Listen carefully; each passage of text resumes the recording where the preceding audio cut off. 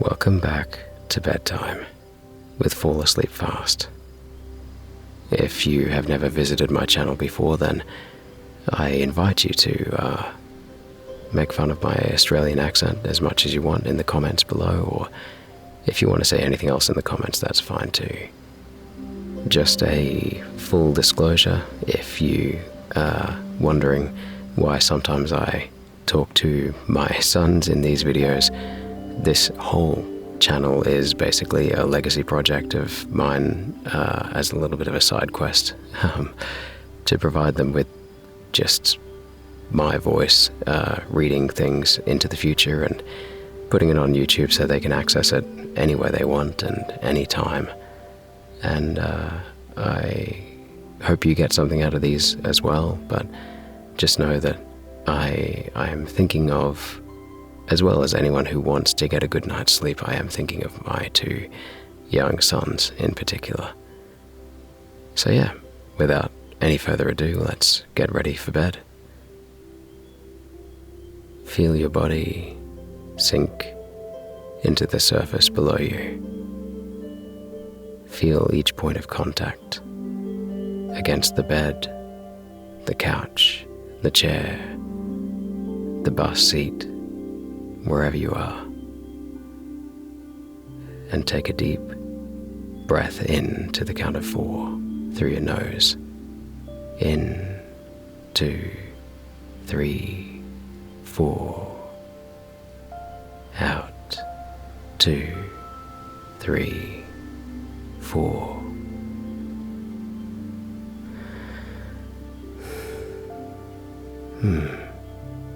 Calm. All right. Let's begin. Part 1. Myths. Introduction. Before entering upon the many strange beliefs of the ancient Greeks and the extraordinary number of gods they worshipped, we must first consider what kind of beings these divinities were. In appearance, the gods were supposed to resemble mortals, whom, however, they far surpassed in beauty, grandeur, and strength. They were also more commanding in stature, height being considered by the Greeks an attribute of beauty in man or woman. They resembled human beings in their feelings and habits, intermarrying and having children, and requiring daily nourishment to recruit their strength, and refreshing sleep to restore their energies. Their blood, a bright, ethereal fluid called ichor, never engendered disease, and when shed had the power of producing new life. The Greeks believed that the mental qualifications of their gods were of a much higher order than those of men, but nevertheless, as we shall see, they were not considered to be exempt from human passions, and we frequently behold them actuated by revenge, deceit, and jealousy. They, however, always punish the evildoer and visit with dire calamities any impious mortal who dares to neglect their worship or despise their rites. We often hear of them visiting mankind and partaking of their hospitality, and not unfrequently both gods and goddesses became attached to mortals with whom they unite themselves, the offspring of these unions being called heroes or demigods, who were usually renowned for their great strength and courage. But although there were so many points of resemblance between gods and men, there remained the one great characteristic distinction, vis-a-vis that the gods enjoyed immortality. Still, they were not invulnerable, and we often hear of them being wounded and suffering in consequence such exquisite torture that they have earnestly prayed to be deprived of their privilege of immortality. The gods knew no limitation of time or space, being able to transport themselves to incredible distances with the speed of thought. They possessed the power of rendering themselves invisible at will, and could assume the forms of men or animals as it suited their convenience. They could also transform human beings into trees, stones, animals, and etc., either as a punishment for their misdeeds or as a means of protecting the individual, thus transformed, from impending danger. Their robes were like those worn by mortals, but were perfect in form and much finer in texture. Their weapons also resembled those used by mankind. We hear of spears and shields, helmets, bows and arrows, etc., being employed by the gods. Each deity possessed a beautiful chariot which, drawn by horses or other animals of celestial breed, conveyed them rapidly over land and sea according to their pleasure. Most of these divinities lived on the summit of Mount Olympus, each possessing his or her individual habitation and all meeting together on festive occasions in the council chamber of the gods, where their banquets were enlivened by the sweet strains of Apollo's lyre, whilst the beautiful voices of the muses poured forth their rich melodies to his harmonious accompaniment. Magnificent temples were erected to their honor, where they were worshipped with the greatest solemnity. Rich gifts were presented to them, and animals, and indeed sometimes human beings, were sacrificed on their altars. In the study of Grecian mythology, we meet with some curious and what may at first sight appear unaccountable notions. Thus we hear of terrible giants hurling rocks, upheaving mountains, and raising earthquakes which engulf whole armies. These ideas, however, may be accounted for by the awful convulsions of nature, which were in operation in prehistoric times. Again, the daily recurring phenomena, which to us who know them to be the result of certain well-ascertained laws of nature, are so familiar as to excite no remark, were, to the early Greeks, matter of grave speculation, and not unfrequently of alarm. For instance, when they heard the awful roar of thunder and saw vivid flashes of lightning accompanied by black clouds and torrents of rain, they believed that the great God of heaven was angry, and they trembled at his wrath. If the calm and tranquil sea became suddenly agitated and the crested billows rose mountains high, dashing furiously against the rocks and threatening destruction to all within their reach, the sea god was supposed to be in a furious rage. When they beheld the sky glowing with the hues of coming day, they thought that the goddess of the dawn with rosy fingers was drawing aside the dark veil of night to allow her brother, the sun god, to enter upon his brilliant career. Thus, personifying all the powers of nature, this very imaginative and highly poetical nation beheld a divinity in every tree that grew, in every stream that flowed, in the bright beams of the glorious sun and the clear, cold rays of the silvery moon. For them, the whole universe lived and breathed, peopled by 1,000 forms of grace and beauty. The most important of these divinities may have been something more than the mere creations of an active and poetical imagination.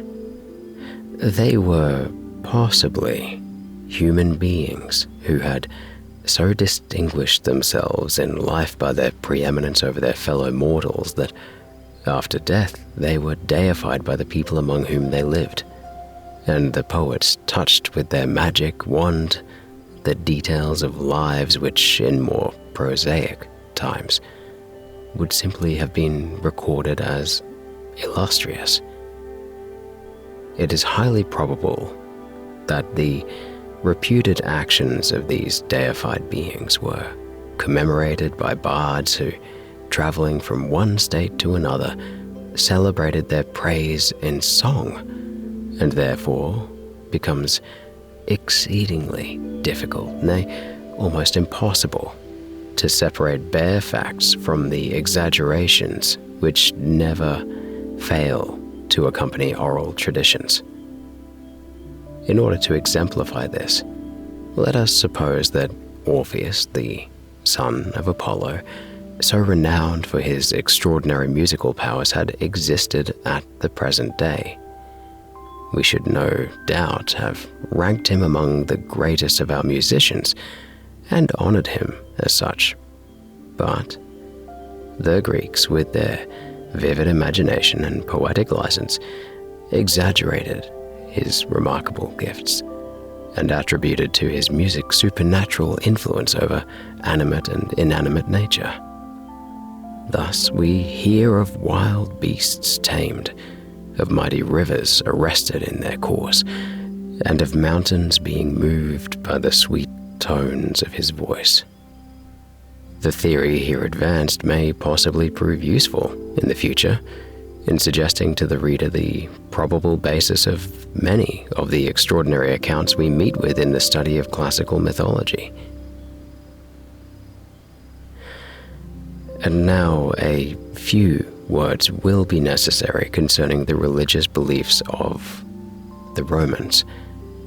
When the Greeks first settled in Italy, they found in the country they colonized a mythology belonging to the Celtic inhabitants, which, according to the Greek custom of paying reverence to all gods, known or unknown, they readily adopted, selecting and appropriating these divinities which had the greatest affinity to their own, and thus they formed a religious belief which naturally bore the impress of its ancient Greek source. As the primitive Celts were a less civilized people than the Greeks, their mythology was of a more barbarous character. And this circumstance, combined with the fact that the Romans were not gifted with the vivid imagination of their Greek neighbors, leaves its mark on the Roman mythology, which is far less fertile in fanciful conceits and deficient in all those fairy-like stories and wonderfully poetic ideas which so strongly characterize that of the Greeks.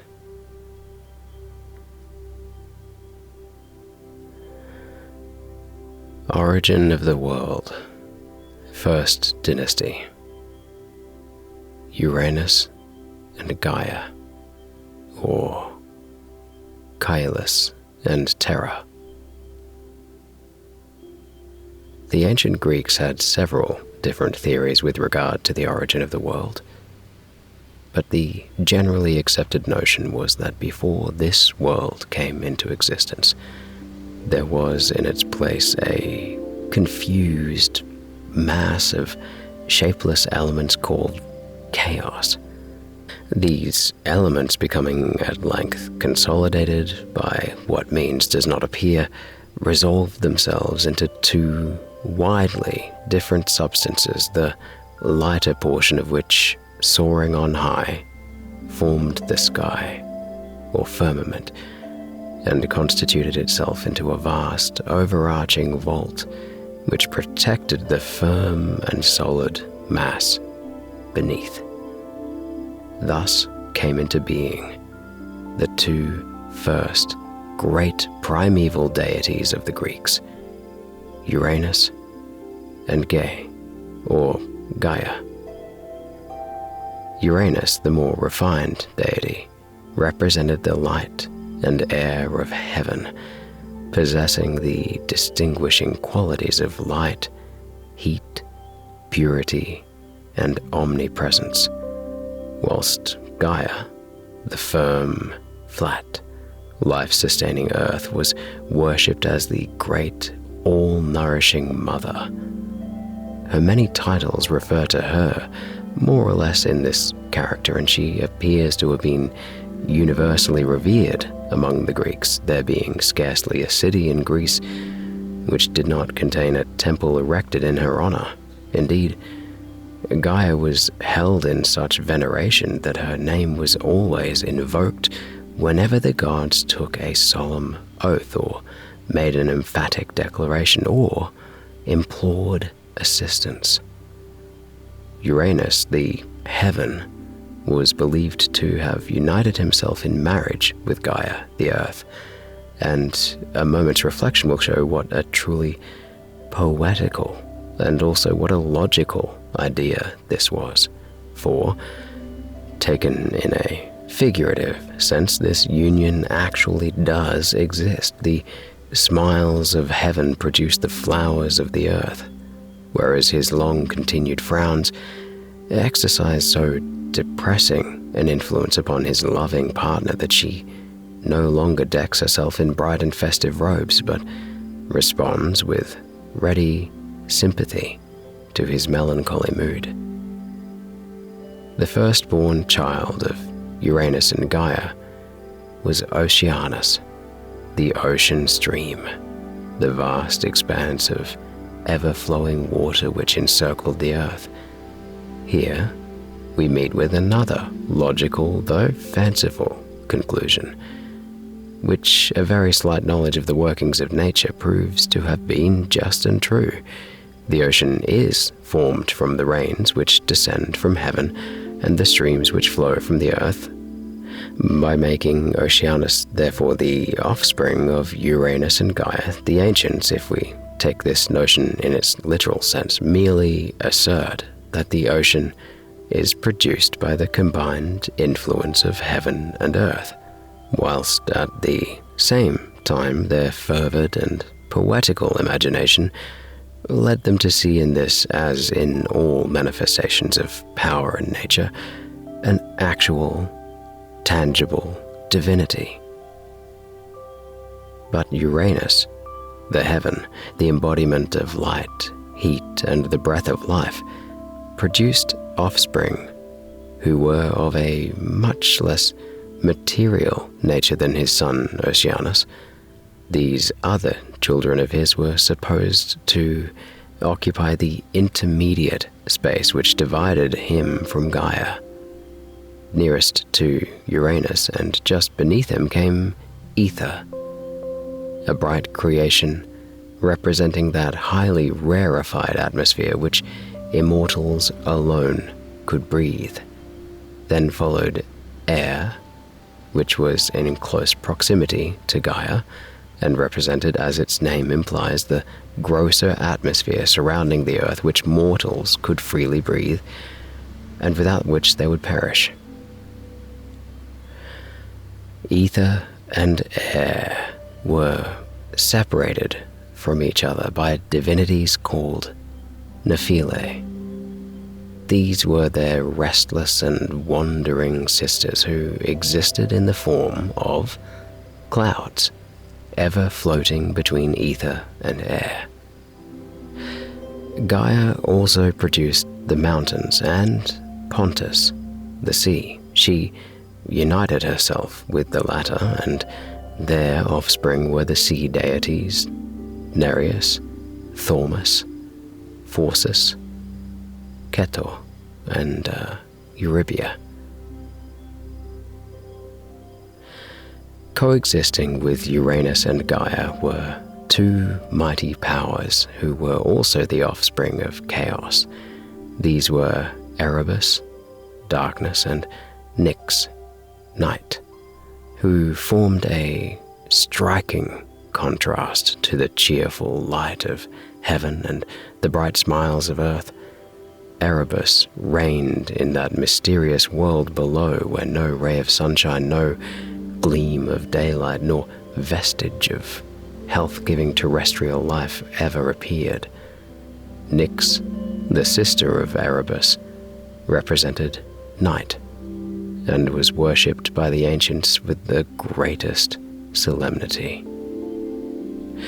Uranus was also supposed to have been united to Nyx, but only in his capacity as god of light, he being considered the source and fountain of all light, and their children were Eos, Aurora, the dawn, and Hemera, the daylight. Nyx, again, on her side, was also doubly united, having been married at some indefinite period to Erebus.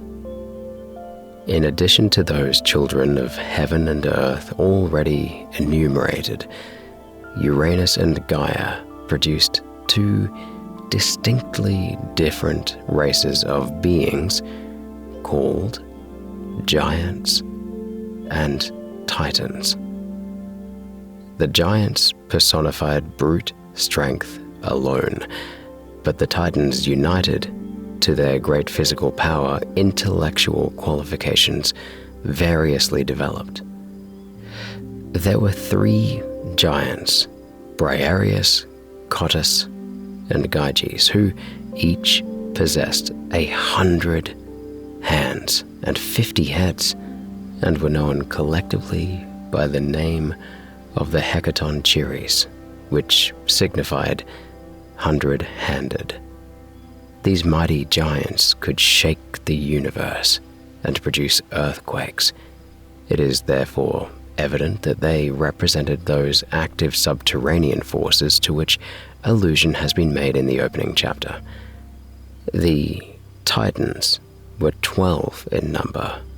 Their names were Oceanus, Chios, Cryos, Hyperion, Iapetus, Cronus, Thea, Rhea, Themis, Mnemosyne, Phoebe, and Tethys. Now, Uranus, the chaste light of heaven, the essence of all that is bright and pleasing, held in abhorrence his crude, rough, and turbulent offspring, the giants, and, moreover, feared that their great power might eventually prove hurtful to himself. He therefore hurled them into Tartarus, that portion of the lower world which served as the subterranean dungeon of the gods. In order to avenge the oppression of her children, the giants, Gaia instigated a conspiracy on the part of the Titans against Uranus, which was carried to a successful issue by her son Cronus. He wounded his father, and from the blood of the wound which fell upon the earth sprang a race of monstrous beings also called giants. Assisted by his brother Titans, Cronus succeeded in dethroning his father, who, enraged at his defeat, cursed his rebellious son and foretold to him a similar fate. Cronus now became invested with supreme power and assigned to his brothers offices of distinction subordinate only to himself. Subsequently, however, when secure of his position, he no longer needed their assistance. He basely repaid their former services with treachery, made war upon his brothers and faithful allies, and, assisted by the giants, completely defeated them, sending such as resisted his all-conquering arm down into the lowest depths of Tartarus. Thanks for listening to this first part of Myths and Legends of Ancient Greece and Rome, which included the introduction and the first dynasty of Uranus and Gaia. Keep listening if you're partaking in the playlist for the next section, which is part 2 and 3, or if you'd prefer to just head over to the channel and see what other stuff I narrate, then feel free. I'm actually in a bit of a quandary at the moment. I'm not sure if I'm going to rename the channel to more effectively depict the purpose of the channel, which is really I'm just recording content for my sons to listen to when they're older and, far into the future, maybe even my grandchildren and things like that when I'm not around. hopefully a long time in the future, but that's the aim anyway. So you are welcome along on this journey, and I will address these recordings sometimes to a wider audience and sometimes directly to my sons, but as always, boys, I am always thinking of you, and we love you so much. Sleep tight. Talk to you in the next one.